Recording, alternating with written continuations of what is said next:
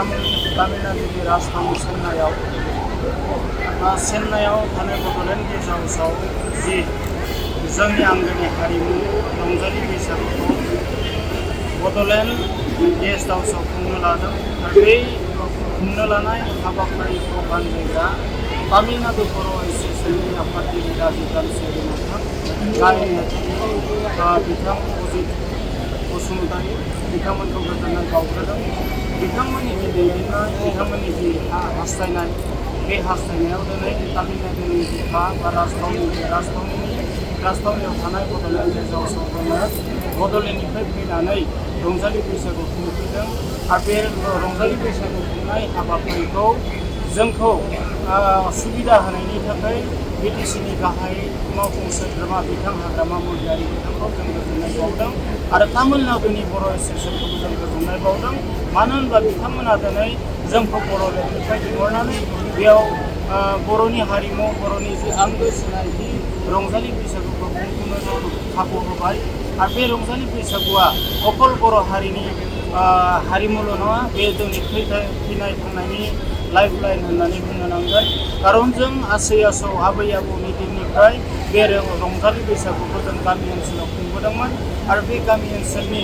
जि रंजालि बैसागु दिनै बे रंजालि बैसागुआव सोहोर ओनसोलावबो सफैनो हाबाय। जोङो मोनसे खोथाखौनो बुंदों बर' हारिनि थामोन्था बर' हारिनि रैखाथि आरो बर' हारिखौ बुहुमनि बिखायाव जों गोजोर खालामनो थाखाय बर'नि जि हारिमु बेखौ जों बुहुम बिखायाव फोसावनो थाखाय जों दाब दाब जायगायाव बे हाबाफारिखौ लादों आरो बे हाबाफारिखौ लानायनि मेन उद्देश्यआनो जादों जोंनि जिथु हारिमु बे हारिमुवा जाहाथे बुहुम बिखायाव गोसारो आरो बे हारिमुनि गेजेरजों बर' हारिया जे मोनसे सोमोनांथाव हारिमु दं बर' हारिया जे मोनसे सोद्रोम गोनां हारि बेखौ जों सिनायथि होनो हायो आरो बे सिनायथि होनायनि खामानिफोरखौ जों जाहाथे साफ्रोमबो इयुन जोलैनो जों फोरोंना गालांनो हायो बेफोर हाबाफारिखौ जोङो लासै लासै लालांगासिनो दं। दिनै हाग्रामा महिलारि बिथांखौ जोङो चिफ हिसाबै गोजोननाय बावदों। मानो होनबा बिथाङा गाव मोनसे समनि जांख्रिथायारि हिसाबै बर' बुहुमनि बिखायाव गोसारनानै थानाय बर'नि फिसाफोर दं बे फिसाफोरखौ खौसे खालामनो थाखाय बिथाङा अरायबो हास्थायबोदों आरो बिथाङा मोनसे खोथाखौ अरायबो सांग्रां जानानै दं जे बर'आ जेरावनो थांनानै थागोन बेयावनो बर' हारिनि हारिमुवा थांनानै थानांगौ। बर' हारिनि सिनस्रि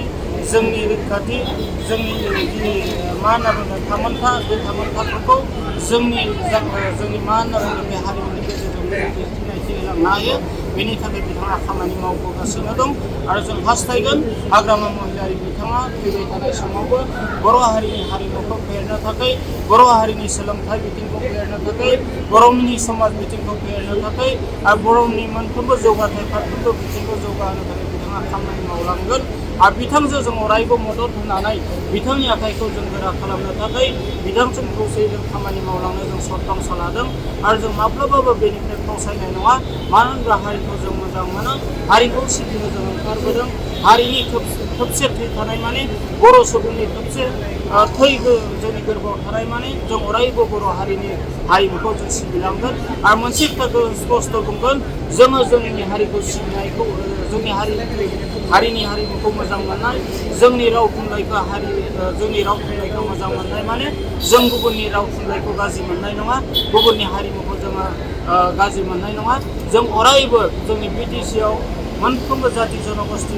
हारिमु बेखौ जों सनमान होलांदों आरो फैबाय थानाय समावबो मोनफ्रोमबो जाथि जनगोष्ठिनि जोङो जि हारिमु बेखौ जोङो भाषा बेखौ जों सनमान होलांगोन आरो फैबाय थानाय दिनाव मोनसेल' चेन्नाइ बर' एस'सिएशनखौ आङो खावलायलांगोन जे बर'नि जिफोर बेयाव बर' फिसाफोरा बेयाव जथायसे जानानै दिनै बैसागुखौ खुंदों बेबायदिनो जथायसे जानानै जोंनि जिखिनि प्रब्लेमफोर दं बे प्रब्लेमफोरखौ मोनसे समाव सुफुंनो हागोन आरो जोङो गुबुन जायालासिनो फैबाय थानाय सानफोरावबो जोंनि बे चेन्नाइआव थाफैनाय बर' फिसाफोरा खौसे जानानै जोंनि दुखु सुखुआव जोंनि खैफोद आफोदाव खबर लालायलायनानै गावजों गाव अनसायलायनानै गावखौ गाव सिनायलायनानै उमुगा ओरै होनालासे जोङो मोनसे थैनिनो मोनसे बिमा बिफानिनो सासे फिसा होननानै मोनफ्रोमबो समाव जे अनलायनानै सोलिलाङो आरो दिनैनि बे परिबेसाव अरायबो थायो आरो जायफोरा दिनै बेयाव फैनो हायाखै बिथांमोना फैबाय थानाय समाव बर' हारिनि इन्टारेस्टआव आरो बे जोंनि फोरबो जितु रंजालि बैसागु बे रंजालि बैसागुआव खौसेयै खुंनो थाखाय बाहागो लानानै जोंनि हारिमुखौ गोजौआव लांनो थाखाय बिथांमोना जाहाथे खामानि मावो आं बेखौनो खावलायदों आरो तामिलनाडु बर' एस'सियेसननि आफादगिरि गाहाय नेहाथारिखौ लाफानानै बिथांमोननि साफ्रोमबो सोद्रोम गोनां बिबानगिरि दैदेनगिरि बिथांमोनखौ आं साबायखर बावदों बिथांमोना बेयाव थानाय बर' फिसाफोरखौ जाहाथे खौसेयै लाखिनो खामानि मावो बिथांमोना जाहाथे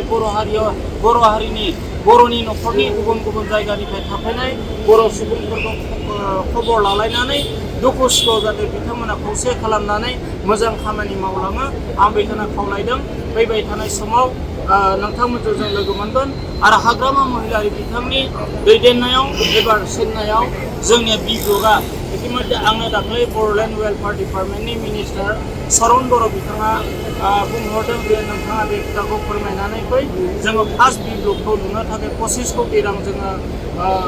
बेखौ लाहार फाहार खालामबाय आरो फार्स्ट ब्लकखौबो ए आरो बि ब्लक जागोन केलकातानि रखम आरो जोङो दा बि ब्लकनि थाखाय 25 कोटि रां इतिमध्ये जों सेंसन खालामनायनि लामायाव नेक्स्ट फैबाय थानाय बे न'खरा ओंखारबानो आरो बि ब्लकखौ जों ए ब्लकखौ जोङो बुथुमनानै बेखौ मा खामानियाव बाहायगोन बेखौ सरकारजों सावरायलायनानै हाबाफारि लागोन होनना बिथाङा आंखौ जनायनो नोंथांमोननि गेजेरजों आं जनायबाय दा आं जोबनायाव गासैबो सेनियाव थानाय बर' फिसाफोरा जाहाथे गोजोनै थायो बर' फिसाफोरा जाहाथे अनलायनानै सोलिनो हायो आफा इसोरा जाहाथे बिथांमोननि सायाव आशीर्बाद होयो बिथांमोना अराय सम दुखु सुखुखौ बावगारलायनानै बेयाव जथायसे जानानै बेयो जोंनि मिटिं प्लेस बड'लेण्ड गेजेरावसो जोंनि मिटिं प्लेस मायबा सुखु दुखु जायोब्ला बेयाव फैनानै गावबा गावनि सुखु दुखुखौ बेयाव सावरायलायनानै गासैबो समस्याफोरखौ समाधान खालामगोन होनना आसा थिनानै आङो चेन्नाइ बड' एस'सियेसनखौ फिन गोजोननाय बावनाय